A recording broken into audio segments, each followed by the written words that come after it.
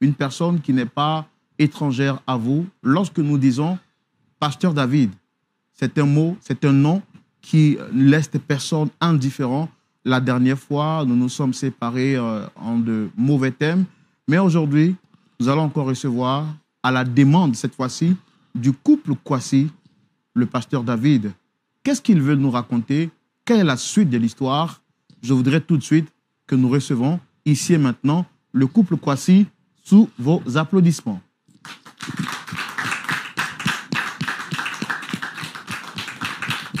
Recevons-la avec beaucoup de joie et des applaudissements nourris, s'il vous plaît.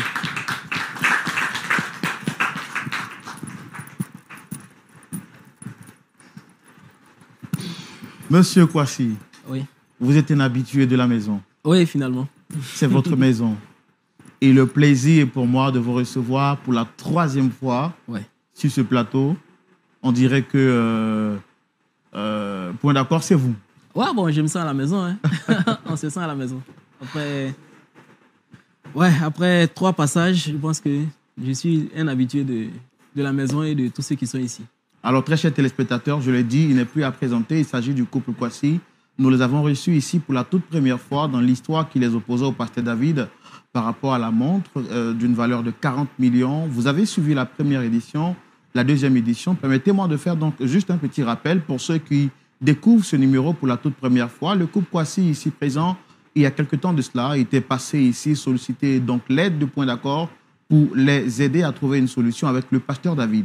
Il s'agissait donc d'une montre d'une valeur de 40 millions qu'ils avaient remis au pasteur David par erreur, qui refusait lui à son tour systématiquement de restituer la montre, disant qu'une offrande à Dieu reste une offrande à Dieu.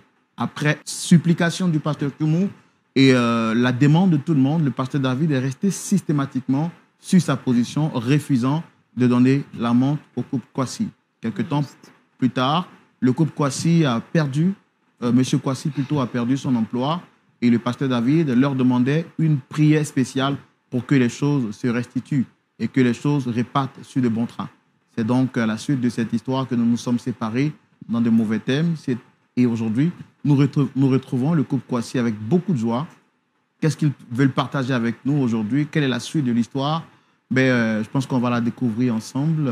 Monsieur Kwasi, shalom à vous. Shalom. Comment vous allez, très chère madame?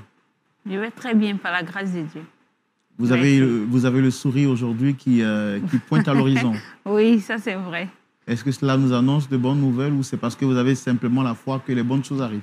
Non, ça annonce de très bonnes nouvelles. Waouh! En tout cas, nous, on est contents de vous recevoir aujourd'hui sur ce plateau. C'est partagé. Je pense que la dernière fois, on s'était séparés en de mauvais thèmes. Et là, vous avez souhaité revenir ici aujourd'hui. Je vois qu'il y a une chaise vide en face. Quelle est cette personne que vous souhaitez recevoir sur ce plateau aujourd'hui? Bon, c'est encore une fois celui qui fut notre pasteur, hein. Voilà, Monsieur David.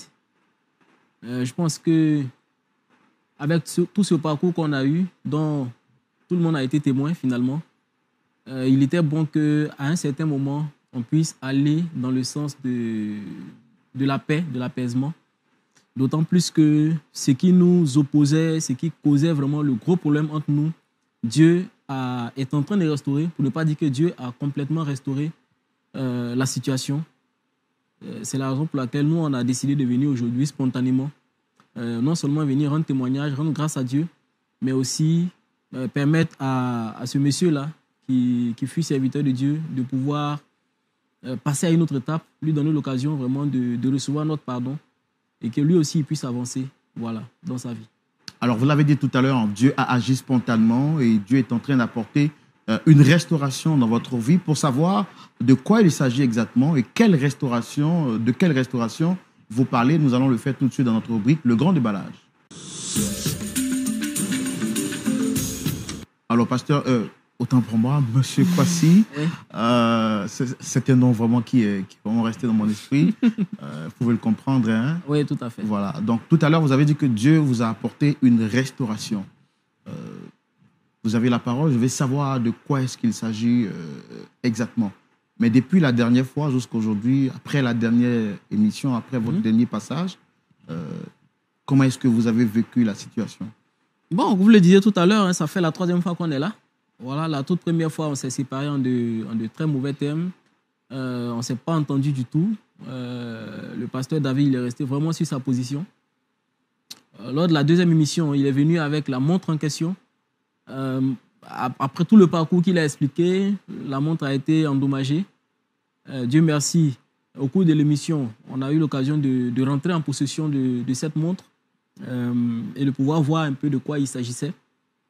Je précise que, comme on l'avait dit la toute première fois au tout départ, je travaillais dans une entreprise dans le domaine des mines, dans le domaine minier. Voilà. Et cette entreprise-là donc, a des partenaires, a des clients, a des fournisseurs aussi, sur le plan local, mais aussi sur le plan étranger. Voilà. Et la montre en question était censée être un cadeau, une commande de l'entreprise dans laquelle je travaillais à une entreprise partenaire pour pouvoir l'offrir à un cadre de l'entreprise qui partait définitivement à la retraite. Voilà. Et donc, c'est suite à un gros malentendu que ce cadeau, cet objet de très grande valeur, de luxe, je peux dire, s'est retrouvé dans les mains de notre pasteur, monsieur David. Et donc, on a eu toutes sortes de problèmes pour pouvoir le récupérer. Heureusement, lors de la 2e émission, il a apporté la montre, mais elle était déjà endommagée. Mais moi, j'étais quand même tranquille. Parce que, vous savez, les objets de valeur ont quand même certaines garanties, ont quand même certaines assurances, quoi. Voilà. Il n'avait pas les papiers, raison pour laquelle il n'a pas pu aller réparer la montre comme il le souhaitait. Voilà. Donc, nous, puisque nous avions encore les papiers en notre possession, j'ai, après la 2e émission, donc, effectué le déplacement vers le fournisseur de la montre afin de présenter tout le problème, voilà, afin d'expliquer vraiment ce qui s'était passé. Chose assez étrange, certains employés de l'entreprise en question avaient suivi l'affaire, voilà, je ne sais pas comment, mais avaient suivi l'affaire à la télévision et donc savaient plus ou moins qui j'étais. Et en plus de cela, il y a le responsable technique qui a même expliqué que cette même montre a été...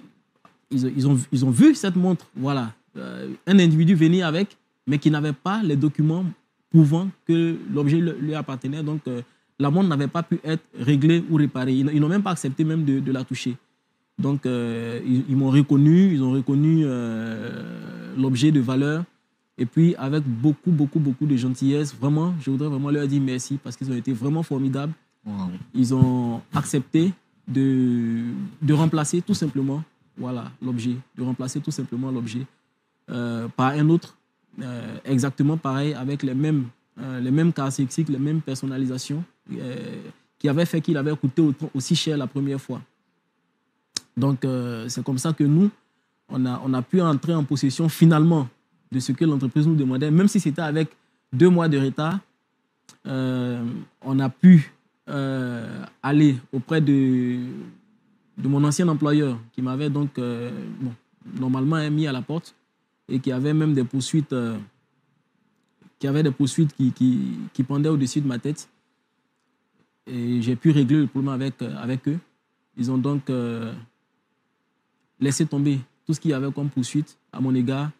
Et aujourd'hui, où je vous parle, je peux vous assurer que je suis entré en totale possession de tous mes biens, que ce soit ma maison, mes comptes en banque, mes 2 véhicules. Vraiment, c'est avec un énorme soulagement que je viens ici aujourd'hui pour non seulement dire merci à ce canal, à LMTV, mais aussi donner l'occasion, enfin saisir cette occasion pour terminer sur une note positive, voilà, en offrant au pasteur David, voilà, en lui disant de même que nous aussi nous voulons lui pardonner. De la même manière, le Seigneur l'a dit, parlant de la parabole du serviteur